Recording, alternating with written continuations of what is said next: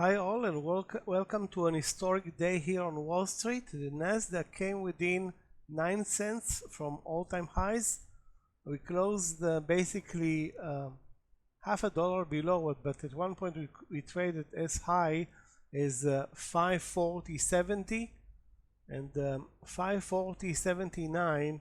That's all-time highs level for the S&P 500. So that's as high as we got on the Qs within 9 cents of all-time highs, and we closed up 1.5%. That's a great achievement today. Although the market traded very nonchalant, making higher highs and higher lows, and the overall basically was up almost all of the session. I didn't see even one pullback all day. We had some sell-off bars, but overall the consistency was just amazing, with semiconductors leading the way, and the strength. Let me bring in the list of winners in the Nasdaq. Robinhood up 7, AMD amazing, up nearly 7 as well. Micron up nearly 5. Taiwan Semiconductor up 4.6. Oracle bucking the trend. Nvidia up 2.5, and also within all-time highs levels in that stock. Visa, PayPal, basically other than energy and Tesla, which again profit taking in Tesla after the amazing robotaxi day yesterday, and it closed down 2.7%. And energy, which closed lower because of the Iran, Israel, US ceasefire agreement that sent oil prices plummeting. All of the leading stocks, again, I don't know why Starbucks closed down 1%, but and Apple was down 0.5%, but all of the leading stocks closed positive, and semiconductors, Robinhood and Micron did very well. I'm surprised to see that clean energy did very well, up 4%. China came up strong. Alibaba up 3.5%. Baidu up nearly 3%. So there were very few pockets of weakness in this market today, with the SPY overall coming up with a win of 1.1%. Again, nothing spectacular, because we started basically up 0.8, so we closed up 1.1. Very mellow price action, but overall the strength was on the Nasdaq leadership, and again semiconductors. Those were the leaders in the markets today. If we're gonna go back and look at the gainers losers list, if you wanna go and browse to the gainers losers list, and especially on the double digit gainers, hard to pinpoint any dominant stock have a solar edge. That's why we're seeing the TAN ETF doing very well. EDU, that's a Chinese online education company, up 13%, and rent-a-car up 17%. That's something that we'll need to check out. Why the breakout price in CAR over the last couple of days. And this NKTR is a biotech stock, as well as I don't see actually another. And Coinbase actually did also very well, trading almost at all-time highs. Coinbase at 350. On the negative side, today CRCL took a beating after trading at nearly 300 yesterday. The stock closed now, as you can see, at 225. That's a whopping 20% lower.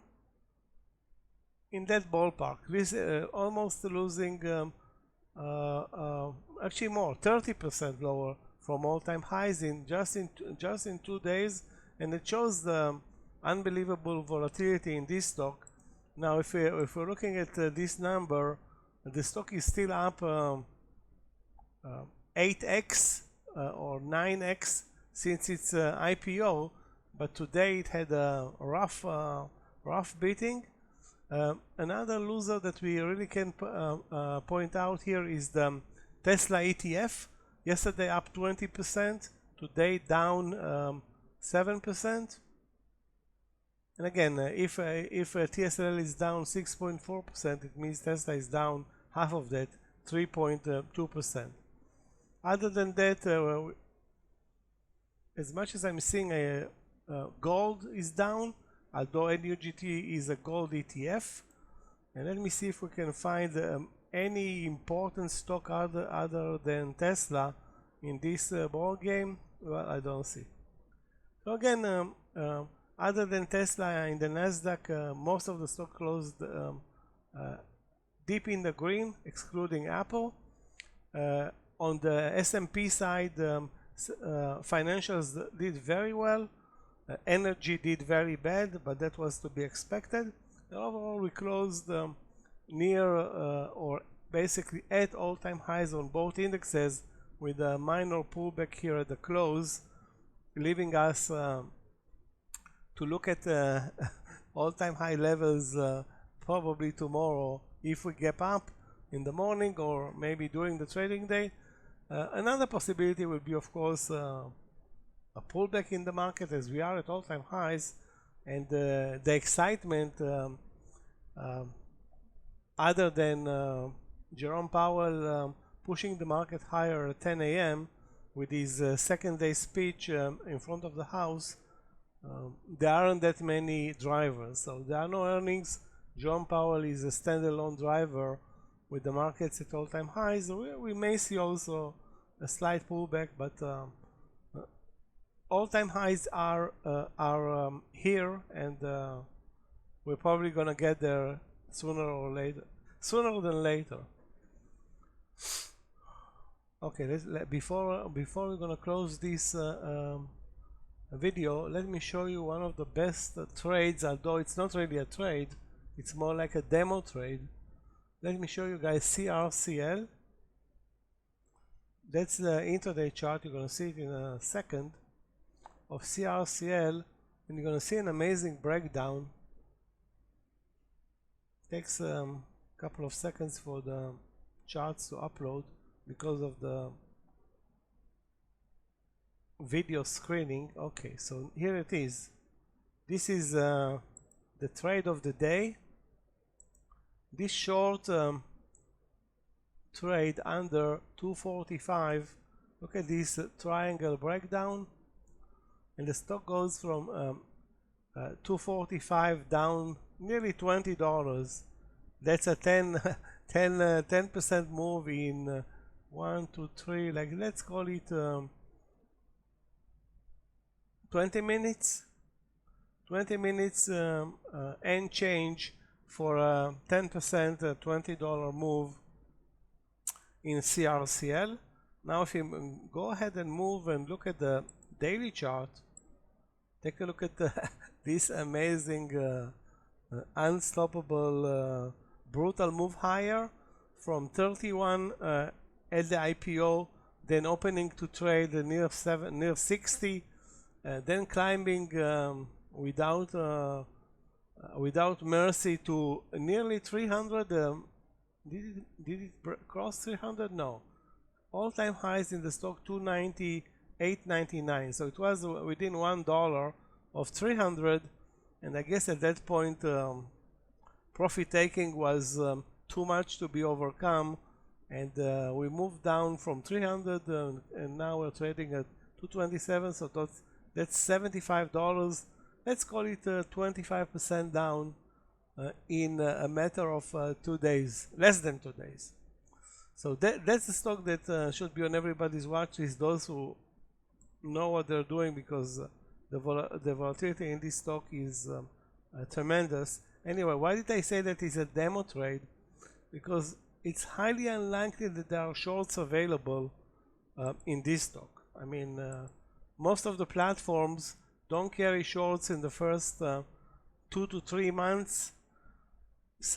Obviously some traders may be able to short it. I don't know how, but it's never the retail traders. Anyway, the technical pattern here was absolutely spectacular.